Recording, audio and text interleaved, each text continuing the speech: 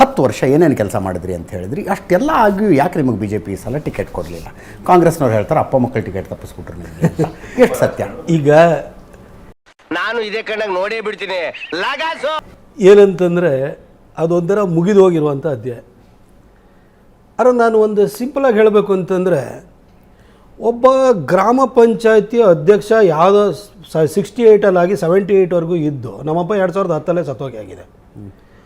ಆತನ ಮಗನಿಗೆ ಆತ ನನ್ನ ಲೇಖನಗಳ ಮುಖಾಂತರವಾಗಿ ಆತ ಪ್ರತಿಪಾದಿಸ್ತಿದ್ದಂಥ ವಿಚಾರಗಳಿಗೋಸ್ಕರವಾಗಿ ಯಾರನ್ನೂ ಕೇಳಲಿಲ್ಲ. ಸಂಘದವ್ರು ಬಂದು ನನಗೆ ಟಿಕೆಟ್ ಕೊಟ್ಟು ಮೈಸೂರಿಗೆ ಹೋಗಿ ನಿಂತ್ಕೋ ಅಂತಂದರು, ಗೆಲ್ಲಿಸಿದ್ರು.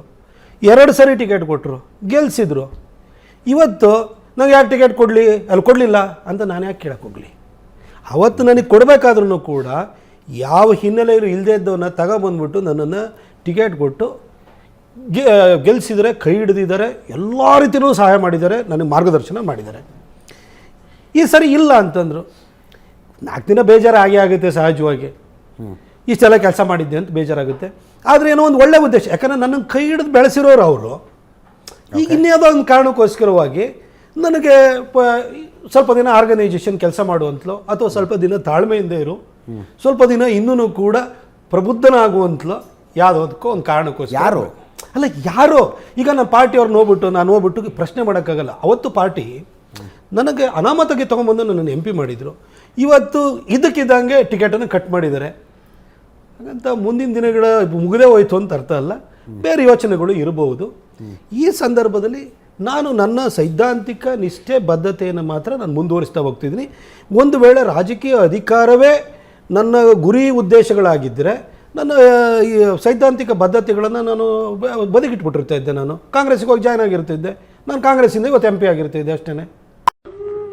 ನನಗಂತೂ ಈ ಜೀವನವೇ ಬೇಸರವಾಗಿ ಹೋಗ್ಬಿಟ್ಟಿದೆ. ಆದರೆ ನನ್ನ ಸೈದ್ಧಾಂತಿಕ ಬದ್ಧತೆ ಇರೋದ್ರಿಂದಾಗಿ ನಾನು ಇಲ್ಲಿ ಬಂದಿದ್ದೀನಿ, ತಾಳ್ಮೆಯಿಂದ ಇದ್ದೀನಿ. ನೋಡಿ, ಒಂದು ತಿಳ್ಕೊಳ್ಳಿ, ಪ್ರತಿನಿತ್ಯ ದೇದೀಪ್ಯಮಾನನಾಗಿ ವಿರಾಜಿಸುವಂಥ ಸೂರ್ಯನಿಗೆ ಗ್ರಹಣ ಬಡಿಯುತ್ತೆ. ಈ ಪ್ರತಾಪ್ ಸಿಂಹಂದು ಯಾವ ಲೆಕ್ಕ? ಆಮೇಲೆ ನನಗೆ ಖುಷಿ ಇರೋದೇನು ಅಂತಂದರೆ, ನಾನು ಜನರಿಂದ ತಿರಸ್ಕೃತ ಆಗಿಲ್ಲ. ಆಮೇಲೆ ಯಾವುದೇ ರಾಜಕಾರಣಿಗಳ ಜೀವನವನ್ನು ನೋಡಿ, ಸಿದ್ದರಾಮಯ್ಯ ಸಾಹೇಬರು 3 ಎಲೆಕ್ಷನಲ್ಲಿ ಸೋತಿದ್ದಾರೆ. HD ದೇವೇಗೌಡರು 2 ಎಲೆಕ್ಷನಲ್ಲಿ ಸೋತಿದ್ದಾರೆ. ಯಡಿಯೂರಪ್ಪ ಸಾಹೇಬರು ಅವರು 1 ಎಲೆಕ್ಷನಲ್ಲಿ ಸೋತಿದ್ದಾರೆ. ಪಾರ್ಟಿಯಿಂದ ಆಚೆ ಹೋಗಿ ಅತಂತ್ರವಾಗಿ ವಾಪಸ್ ಬಂದಿದ್ದಾರೆ. ಅದೇ ರೀತಿಯಲ್ಲಿ ಖರ್ಗೆ ಸಾಹೇಬರು ಸೋತೋಗಿದ್ದಾರೆ, ಪರಮೇಶ್ವರ್ ಸಾಹೇಬರು ಸೋತಿದ್ದಾರೆ, ಕುಮಾರಣ್ಣ ಸೋತಿದ್ದಾರೆ. ಇವರೆಲ್ಲರೂ ಕೂಡ ದೊಡ್ಡ ದೊಡ್ಡ ಸ್ಥಾನಕ್ಕೆ ಹೋಗಿರುವಂಥ, ಈಗ ಪಾರ್ಟಿ ನಮ್ಮ ಅಫಿಲಿಯೇಷನ್ನ ಬಿಟ್ಟು ನೋಡಿದ್ರೆ ಇವರೆಲ್ಲ ದೊಡ್ಡ ದೊಡ್ಡ ಲೀಡರ್ಸು. ಇವತ್ತು ಮೋಸ್ಟ್ ಪಾಪ್ಯುಲರ್ ಚೀಫ್ ಮಿನಿಸ್ಟರ್ ಅಥವಾ ಚೀಫ್ ಮಿನಿಸ್ಟರ್ ಅನ್ನೋಕ್ಕಿಂತ ಪಾಪ್ಯುಲರ್ ಲೀಡರ್ ಅಂತ ಹೇಳಿದ್ರೆ ಸಿದ್ದರಾಮಯ್ಯ ಸಾಹೇಬರು, no doubt. He is the most popular Karnataka politician ಅವರು. Congratulation brother. 3 ಸರಿ ಎಲೆಕ್ಷನಲ್ಲಿ ಜನ ಸೋಲಿಸಿದ್ದಾರೆ ಅಂದರೆ ಅವ್ರು ರಾಜಕಾರಣ ಮುಗೀತಾ? ಹಾಗೇನು ಬಂದು ಮುಖ್ಯಮಂತ್ರಿ ಆದ್ರಲ್ವಾ? ರಾಜಕಾರಣದಲ್ಲಿ ನಾವು ಹೋರಾಟನ ಮಾಡಲೇಬೇಕಾಗುತ್ತೆ, ತಾಳ್ಮೆನೂ ಇಟ್ಕೊಳ್ಬೇಕಾಗುತ್ತೆ. Politics is a waiting game. ಅದು ನಿಮ್ಮ ಟೈಮ್ ಬರೋವರೆಗೂ ನೀವು ತಿಪ್ಪರ್ಲಾಗ ಹಾಕಿರೂ ಏನೂ ಆಗೋಲ್ಲ. ನಿಮ್ಮ ಹಣೆ ಮರ ನೆಟ್ಟಗಾದ ದಿನ ಮಧ್ಯವ್ರು ಕೊಟ್ಟಿರ್ತಾನೆ. ಹಣೆ ಮರ ಕೆಟ್ಟಿತ್ತು, ಕಳ್ಕೊಂಡಿದ್ದೀರಿ, ಅದ್ರ ಬಗ್ಗೆ ಯೋಚನೆ ಮಾಡಲ್ಲ ಇನ್ನು.